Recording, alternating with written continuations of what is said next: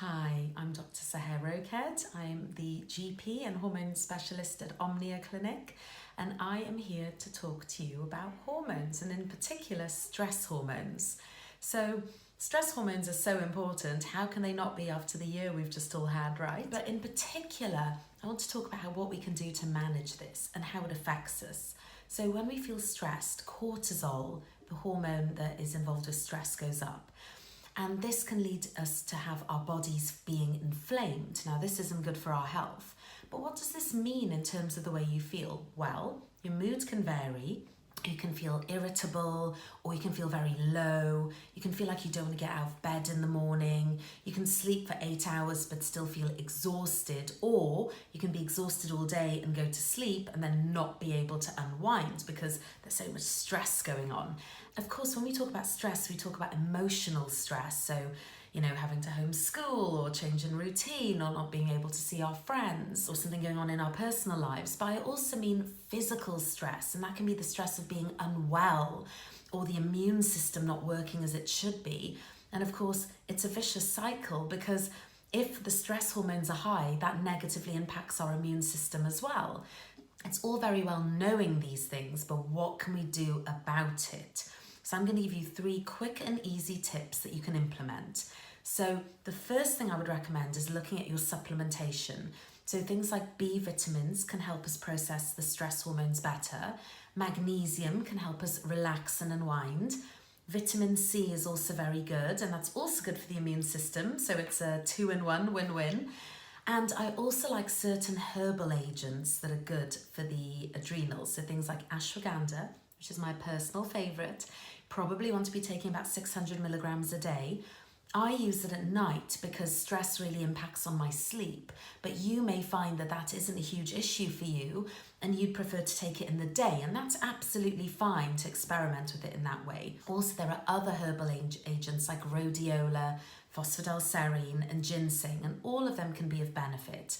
And of course, if you ever wanted to see personally what would work better for you, that's why I'm here. That's one of the things you can talk to me about during a consultation. So as well as supplementation, we also wanted to look at our routines and habits. So quite a lot of the time, if we feel quite stressed and we're quite tired, we tend to reach for the sugar. But that's actually worse because it can push up the cortisol further. One of the things we can do when we are feeling stressed is exercise, because exercise is a good stress reliever, right?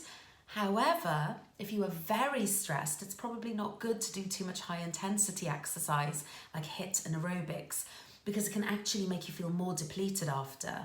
And in those circumstances, it might be better to get into yoga, Pilates, walking in nature, more mindful exercises and really pushing all the time.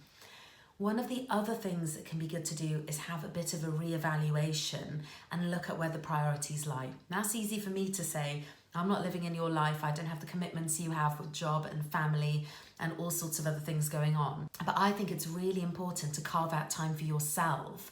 It's not selfish. Self-care is not selfish. It's about looking at where can you fit in a little bit of me time where you can relax, do something you enjoy, unwind, put away some of the worries that are going on at the moment and come back to your life and your family and your job more energized and better than you were before. And when you feel better, you've got more to give. So it's definitely not selfish.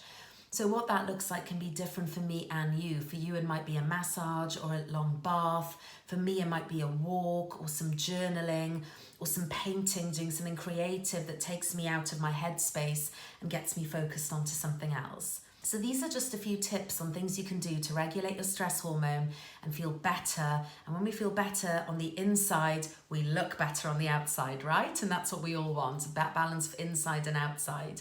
So I have my online hormone course, which is looking at improving your energy, your mood, reducing your stress, and improving how you manage your weight. It's actually called Less Stress, More Energy, Manage Your Weight. So it kind of does what it says on the tin, and it looks at the hormonal ways that you can balance this. So if you want more information on how to balance your cortisol, your other hormones, your thyroid, your sugars, follow the link.